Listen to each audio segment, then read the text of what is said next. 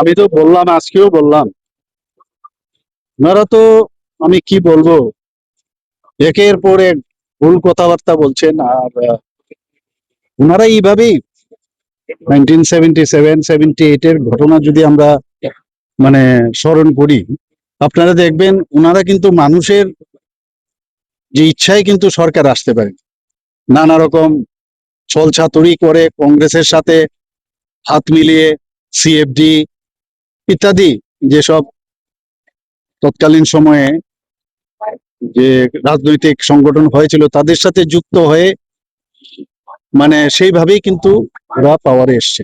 কিন্তু সবাই জানি এর আগেও রাষ্ট্রপতির শাসনের মাধ্যমে এখানে এই সরকার ওনারা গঠন করেন। এখন বসে আছেন, দেখছেন যে কোনোভাবে কোনো ইস্যু নেই। একবার একজন বলছেন কি ব্রাহ্মণরা নাকি গো মাংস খান, অদ্ভুত, আমরা এই কোনোদিন শুনিনি।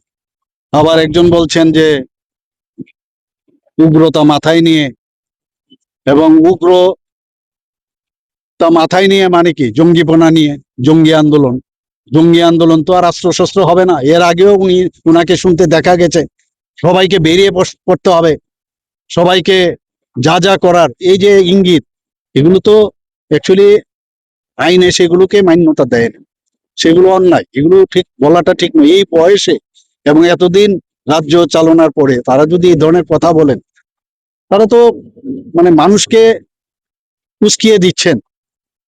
কাজে আমার মনে হয়, আমি ধিক্কার জানাই এই ধরনের যে কথাবার্তা ওনারা বলছেন।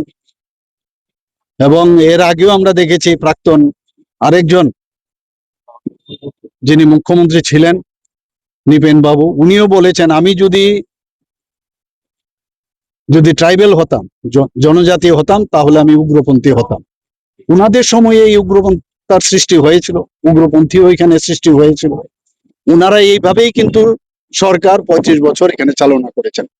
আর আমাদের সরকার, মাননীয় প্রধানমন্ত্রীজি আসার পর থেকে আপনারা দেখেছেন এই উগ্রপন্থীদের কিভাবে স্ট্রিম লাইনে আনা যায় সেই ব্যবস্থা আমাদের সরকার আমরা করেছি। কাজে ডিফারেন্সটা দেখতে হবে। আমরা বলছি ডিফারেন্স, পার্টি উইথ ডিফারেন্স, আমাদের গভর্নমেন্ট উইথ ডিফারেন্স, সেটা কিন্তু আজকে আমরা প্রতিষ্ঠিত করতে পেরেছি। এবং এইভাবে মানুষকে বিভ্রান্ত করার প্রচেষ্টা থেকে বিরত থাকার জন্য ওনাদেরকে আমি আহ্বান জানাই। মনে হচ্ছে আপনার সরকারের বিরুদ্ধে ষড়যন্ত্র করছে। এটা তো এক ধরনের ষড়যন্ত্রের বিষয়, আগে তো করেছে ষড়যন্ত্র, এখন তো ওপেনলি বলছে। ষড়যন্ত্র তো ওনারা সবসময় করে থাকে, এখন ওপেনলি বলছেন। ওনারা একবার বলছেন যে ওনারা নিজেরাই নিজেদের মধ্যে ঝগড়া করে ওনারা এমনিতে সরকার ভেঙে যাবে, অর্থাৎ বসে আছে আমাদের মধ্যে কবে ঝগড়া হবে, জাতি জনজাতির মধ্যে কবে বিবাদ হবে, এইসব আশা আকাঙ্ক্ষা নিয়ে অনেক দিন ধরে বসে আছেন। দেখছে কাজের কাজ কিছু হচ্ছে না, তখন এই ধরনের কথাবার্তার মাধ্যমে মানুষকে বিভ্রান্ত করার চেষ্টা করছে। একটা জঙ্গিপনার যে মানসিকতা এবং সত্যিকারের অর্থেই উনাদের যে মুখ আর মুখোশ আজকে কিন্তু প্রকাশ পেয়ে গেছে।